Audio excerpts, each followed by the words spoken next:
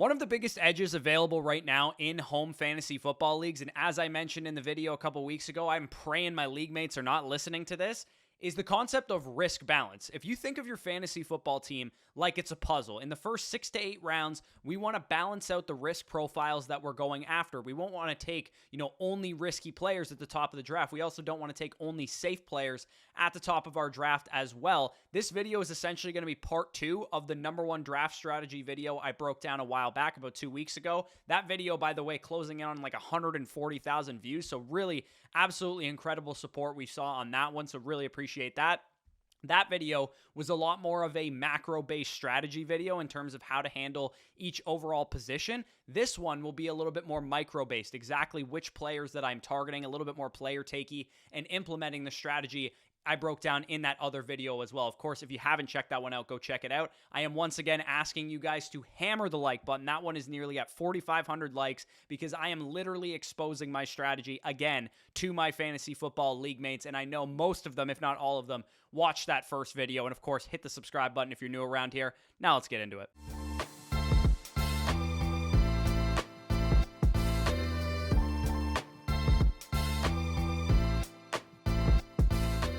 All right, so there is going to be a lot going on in this video. I'm not going to lie to you, but I will break down this process quickly to start. So all players ranked in the top 72 players in our draft guide right now, so our top 6-round rankings, have these things on them called risk ratings. And I'm going to probably do about 100 players by the time this weekend comes up if you guys are drafting. And if you want our draft guide, of course, it's available for free by signing up on Underdog Fantasy with just $10 using the promo code FSE. And if you're in a state that you can't play on Underdog, or if you already have an account, of course, flockfantasy.com/FSE for 30% off is also how you can get access to it. Basically, what these risk ratings essentially are is outlining the factors that could help determine whether a player hits, whether a player misses, or whether a player is just kind of okay and didn't kill you in your fantasy football league. So each risk is weighed as low, medium, or high. Low meaning, I'm not concerned for that risk. Medium meaning I have some concern for that risk.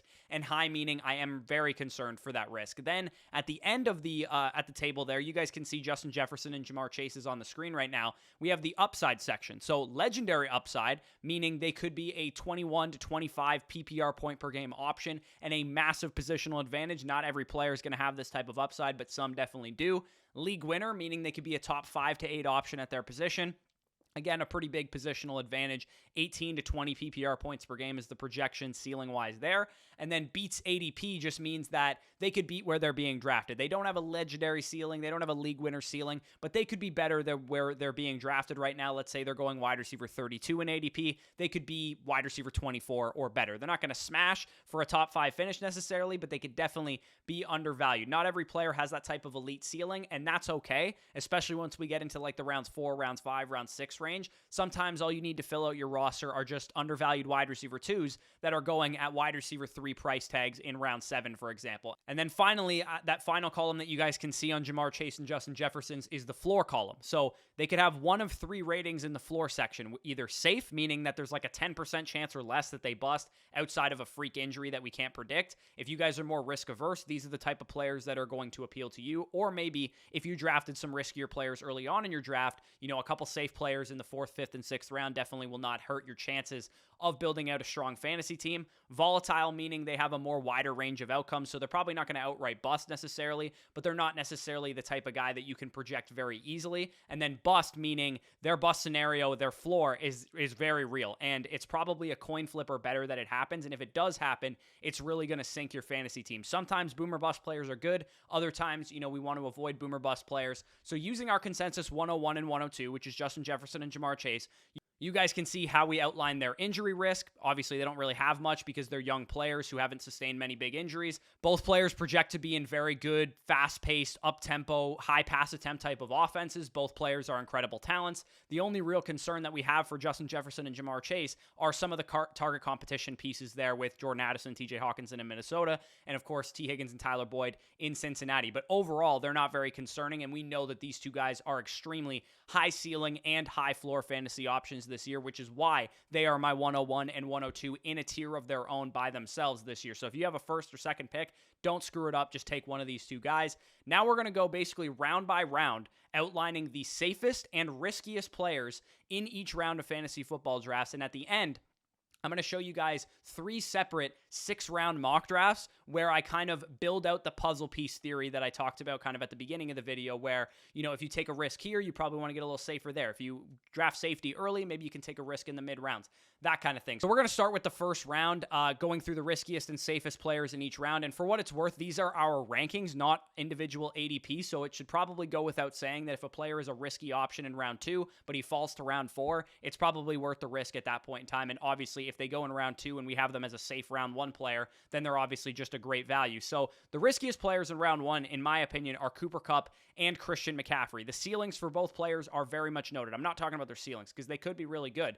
Christian McCaffrey could be an 18, 20 PPR point per game guy. And of course, Cooper Kupp, we've seen literally a legendary season out of him just 2 years ago. Point per game output last year was very strong as well. But we're talking about risk levels here. I'm not saying that these guys are bad draft picks necessarily. I'm saying they are risky. The age and running back touch apex video that I did all the way back in like March or April, I outlined why Christian McCaffrey is a risky fantasy bet to hold in Dynasty and a risky fantasy bet to take in redraft. He is above the age 27 threshold and 1,150 career touches that are basically the rate in which multi-time RB1s fall off a cliff. He's dealt with injuries in the past, and that presents a high risk factor. Like 90% of the time, we have a couple players in the first round end up busting, and most of the time, it's due to injuries. And if I had to say who's the most likely player to bust due to injury in the first round, I would pick Christian McCaffrey. So definitely something to keep in mind when you're drafting. If you're going to take Christian McCaffrey, maybe get safer in other places.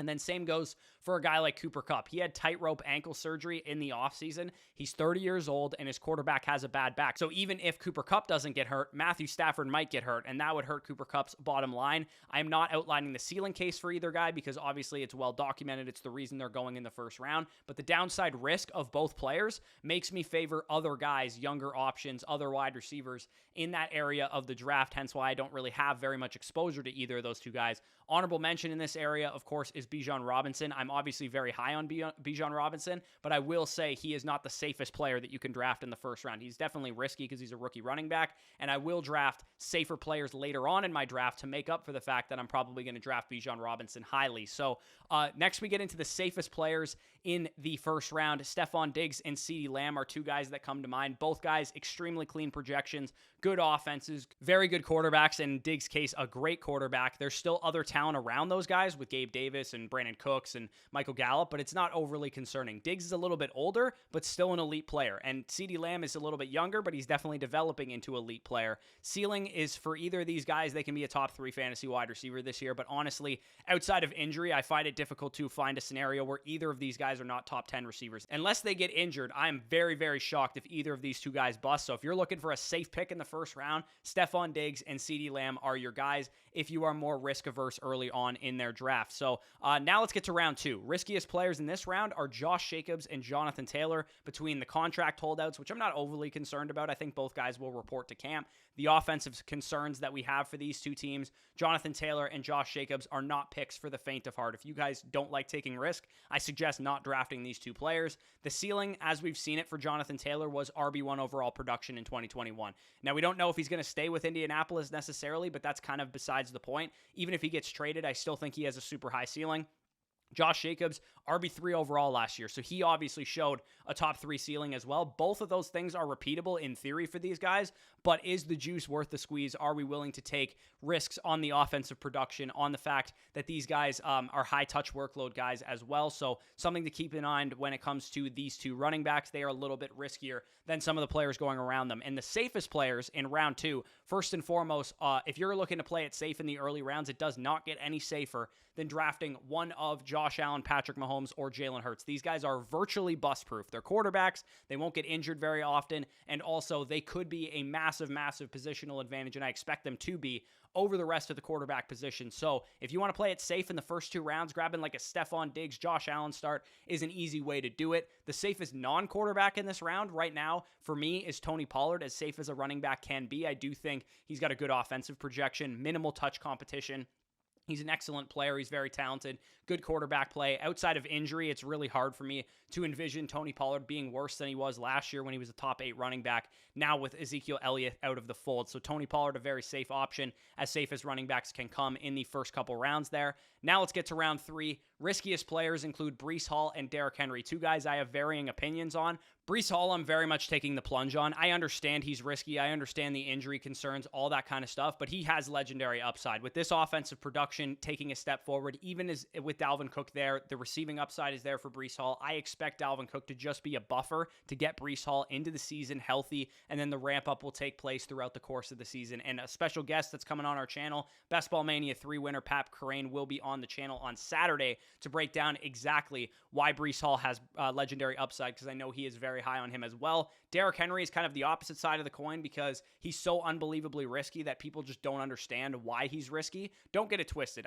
Derrick Henry's the king. He could still make me look stupid here. He's a future Hall of Fame talent in my opinion, but the odds are really stacked against Derrick Henry this year. He's almost 30 years old. He has 1,900 career touches. It could be potentially a poor offense, and he has a high chance of busting for those reasons, but I can't completely fade Derrick Henry. So in the third round, I'll take shots on him, but anytime he's available in the second round, I am definitely fading him, and I hope one of my league mates just drafts Derrick Henry and not myself. So next, we get into the safe players of round 3, and for me, that's just the young wide receivers, T. Higgins, Devontae Smith, and Chris Olave. These guys do not have elite upside, league-winning ceilings unless, T. Higgins has Jamar Chase go down in front of him, Devontae Smith has A.J. Brown go down in front of him, or Chris Olave and Derek Carr just have this magical connection. I don't envision any of these guys being like top 5 receivers this year in fantasy, but because of their age, the fact that they're young, they're still ascending players, they have solid quarterback situations, especially T. Higgins and Devontae Smith.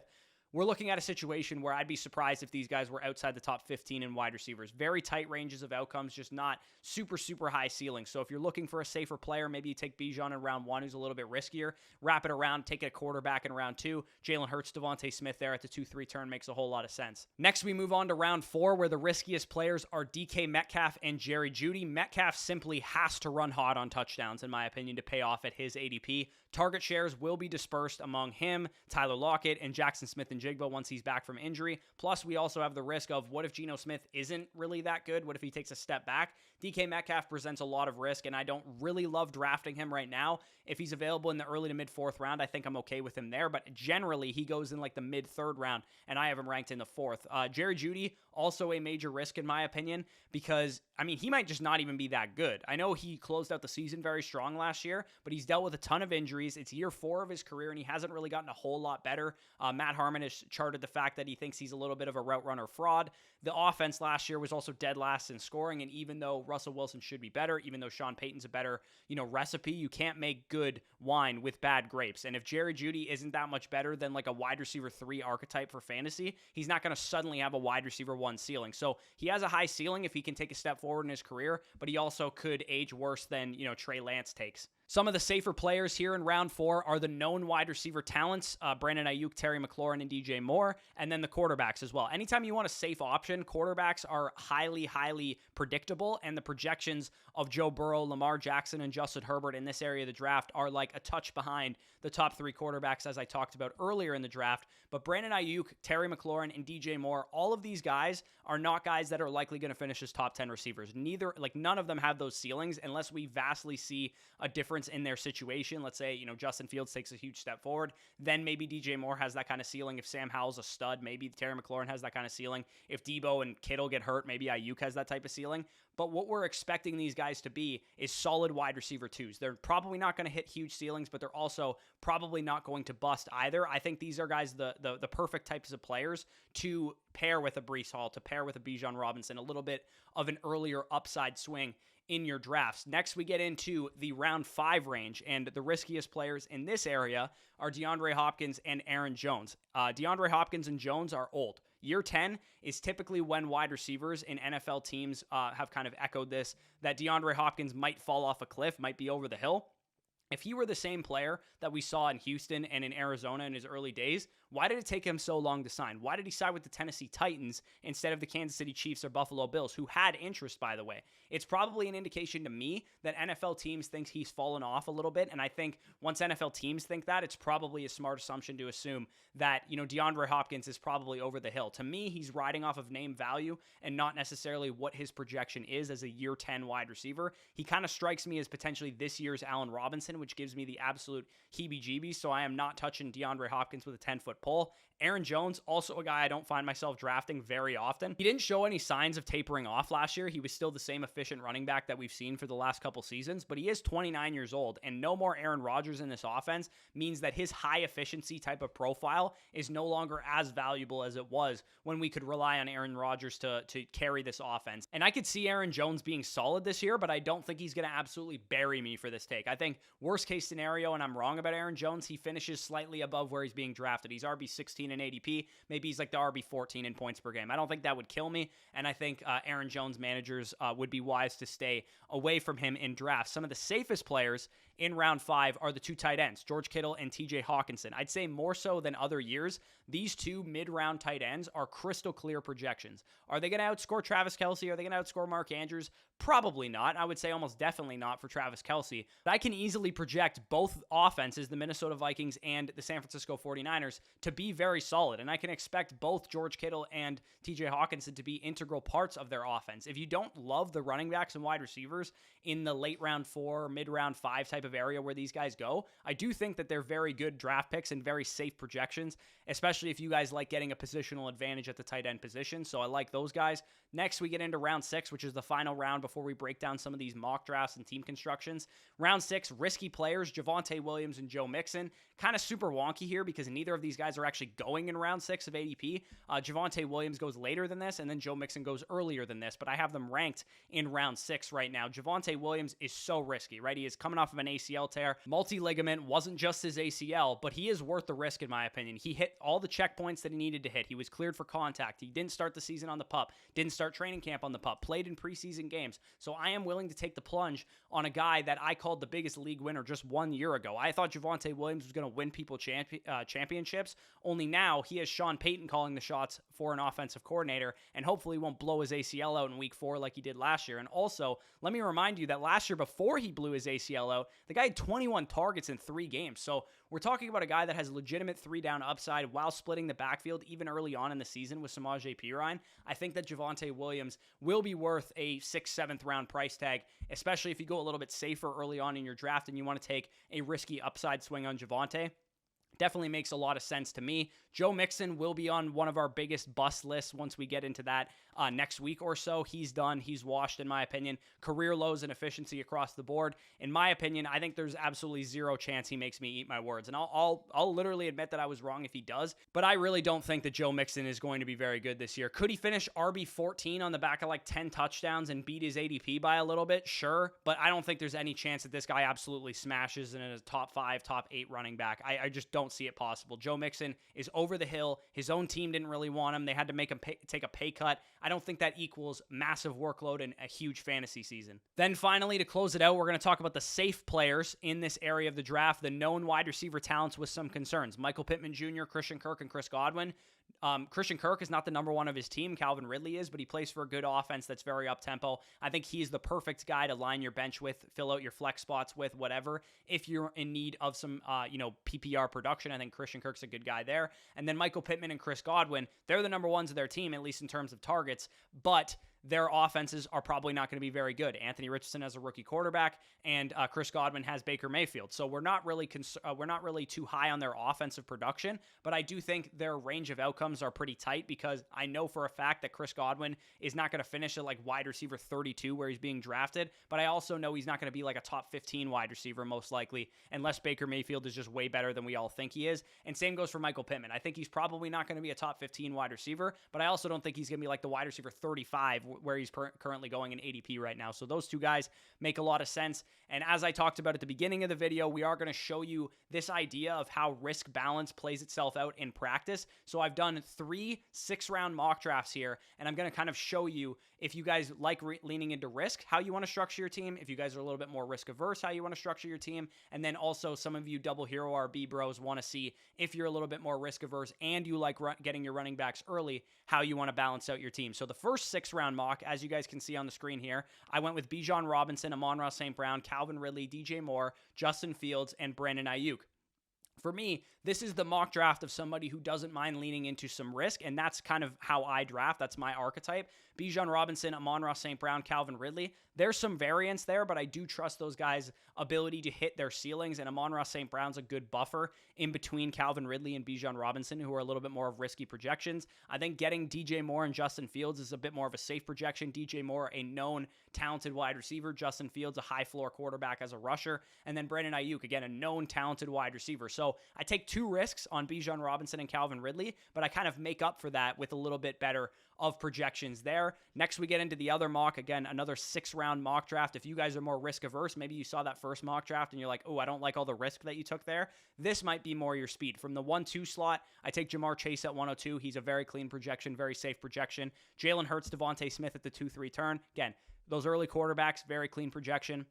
Known talented wide receiver 2 in Devontae Smith. George Kittle, again, very clean projection at tight end. Terry McLaurin, assuming he's healthy, also a very clean projection. And then Tyler Lockett, again, a known talented wide receiver in a pretty good offense. That would be how I would draft if you're a little bit more risk averse. The biggest risk I took in this draft, realistically, outside of Terry McLaurin's injury, is like maybe Devontae Smith regresses a little bit. But for the most part, I think you'd probably be quite excited if you guys were risk averse drafters. I guess I didn't draft a running back also, but to be honest, if you're a more risk averse drafter, I think hero and zero RB strategies should appeal to you more and not less. But like I said, if you guys are more risk averse, but you like getting your running backs early, I did a draft here from the 111 spot. Tony Pollard and Nick Chubb were my first 2 picks. Deebo Samuel, Joe Burrow, Chris Godwin, and Tyler Lockett were my next picks. Again, so I draft 2, I would say, safe projections with Nick Chubb and Tony Pollard for volume. Then I grabbed Deebo Samuel's a little bit more of a risky player, but he could pay off big for me as my wide receiver 1.